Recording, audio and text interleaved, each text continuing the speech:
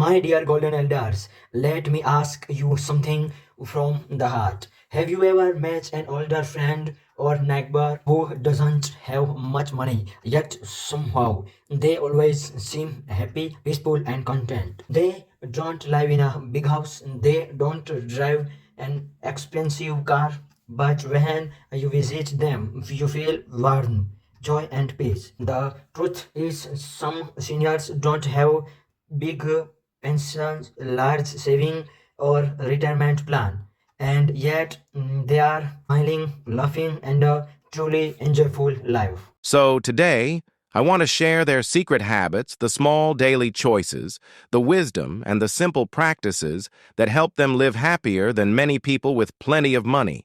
So sit with me like you would with an old friend, maybe with a warm cup of tea or a cozy blanket, and let's walk through this journey together. 1. They practice contentment. One of the greatest secrets these happy seniors carry is contentment.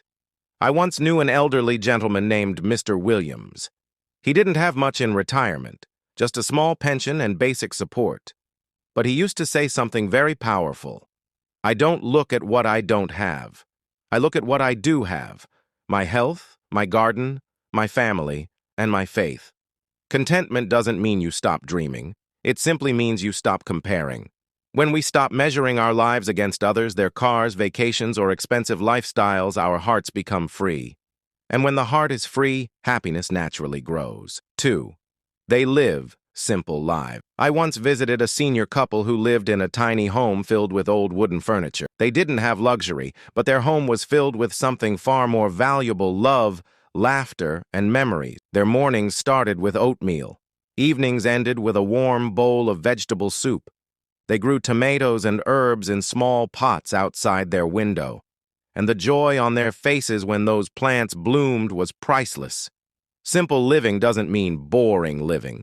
It means learning to enjoy the richness of small moments, the smell of fresh coffee, the sound of birds in the morning, the taste of warm bread. True happiness isn't about how much we spend, it's about how much we savor. 3. They invest in relationships. The happiest seniors I've known all share one common habit. They invest not in things, but in people. They call their friends. They visit family. They talk to neighbors. I remember a widow named Mary who lived alone and didn't have much money. But every Sunday, her small house was full. Neighbors, grandchildren, church friends, everyone came. She would cook a small pot of stew, and somehow it was always enough for everyone. She used to say, I may not have money to give gifts, but I have love to give. And love, my dear friends, always multiplies. Money may run out, but love and friendship only grow stronger when shared. 4. They find purpose every day. Another powerful habit of happy seniors is that they stay useful. Many wake up each morning with a purpose. Maybe they care for a garden. Maybe they volunteer. Maybe they knit blankets for hospitals or read to children at the local library. Purpose gives us energy. It keeps the spirit alive. There is a beautiful saying, retirement is not the end of work. It is the beginning of serving life in a different way. When your life has meaning, money becomes less important.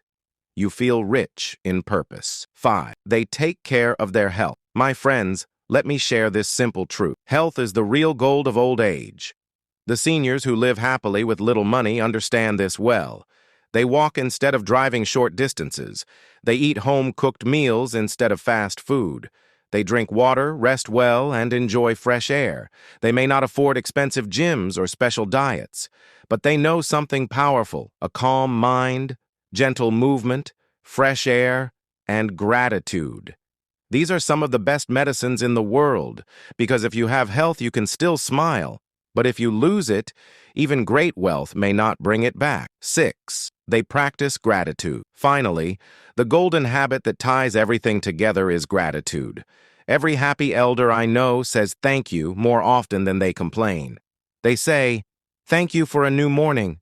Thank you for the food on the table. Thank you for a phone call from a loved one. Thank you for the legs that still carry them to the park. When your heart is full of gratitude, you stop counting what's missing. Instead, you start appreciating what's already here. And that is where real happiness grows. Conclusion. So, my dear golden elders and beloved listener, today we discovered 6 beautiful habits: contentment, simple living, strong relationships, purposeful days, caring for health, and gratitude. None of these require millions of dollars. All of them are free. Yet they can make a life richer than kings. Because the truth is, happiness doesn't come from the size of your wallet. It comes from the size of your heart. As you reflect tonight, ask yourself, am I focusing on what I lack, or appreciating what I already have? Remember this wisdom.